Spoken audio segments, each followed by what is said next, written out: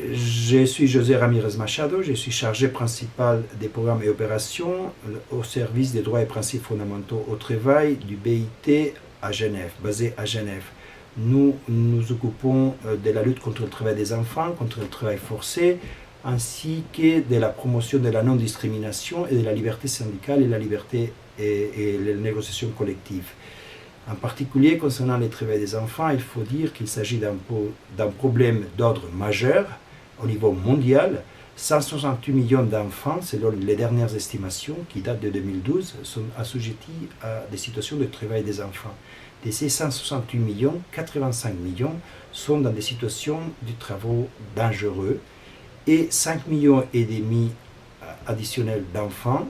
sont dans des situations proches de l'esclavage, ce qu'on appelle le travail forcé. Dans la lutte contre le travail des enfants en général, et en particulier dans les cadres des pires formes, la coopération Sud-Sud s'est avérée être un instrument clé,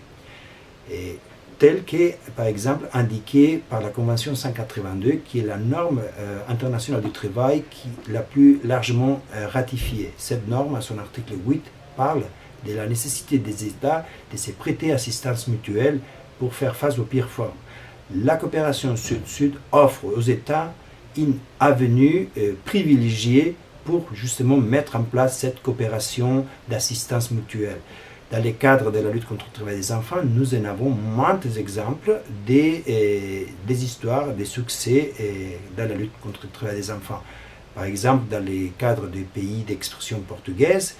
qui englobe Timor-Leste, plus 5 pays en Afrique, plus le Portugal et le Brésil, ainsi que par exemple dans le cadre de l'initiative Amérique latine et les Caraïbes, livre de travail des enfants, qui est une initiative qui met ensemble 26 pays de la région Amérique latine et Caraïbes. La valeur ajoutée de la coopération Sud-Sud dans la lutte contre le travail des enfants